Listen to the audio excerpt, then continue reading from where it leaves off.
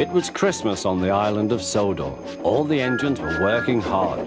Thomas and Toby were busy carrying people and parcels up and down the branch line. Everyone was happy.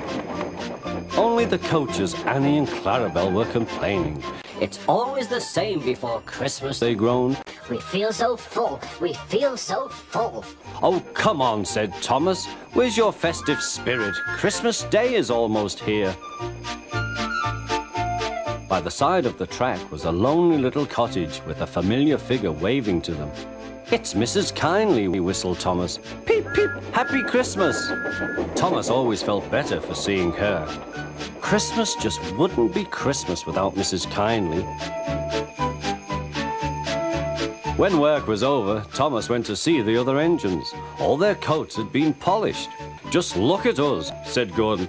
Your driver will have to work fast to get you as smart as us. Never mind that, replied Thomas. I've something important to say. Do you realize it's a whole year since Mrs. Kyndley saved us from a nasty accident? You remember when she was ill in bed and... Yes, of course, interrupted Edward. You told us how she waved her red dressing gown out of her window to warn you about a landslide ahead.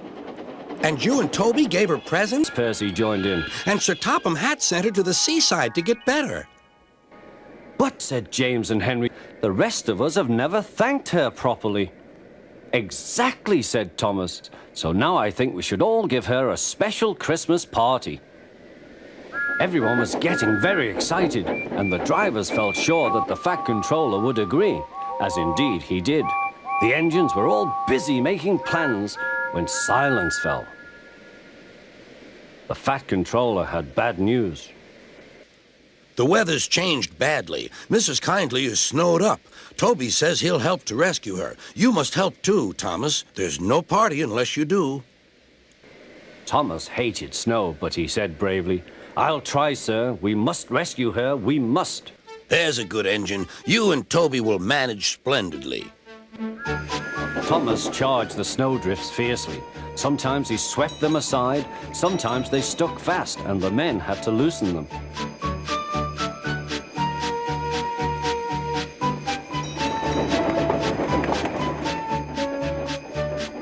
But at the cutting near the cottage, they could go no further. Look at that, exclaimed Thomas's fireman. Peep, peep, peep, here we are, whistled Thomas. An answering wave came from an upstairs window. Then they heard a familiar sound.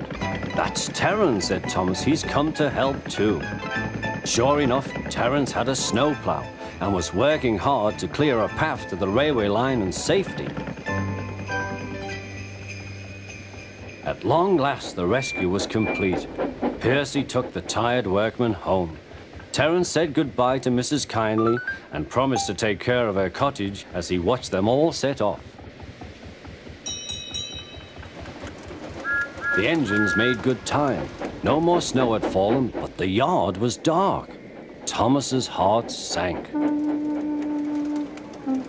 Suddenly, all the lights went on. What a marvelous sight awaited Mrs. Kyndley.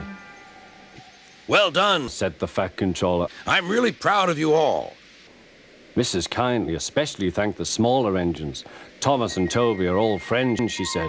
And now, Percy, you are my friend too. Percy was very pleased. 3 cheers for Mrs. Kyndley, he called. Peep, peep, peep. They all whistled.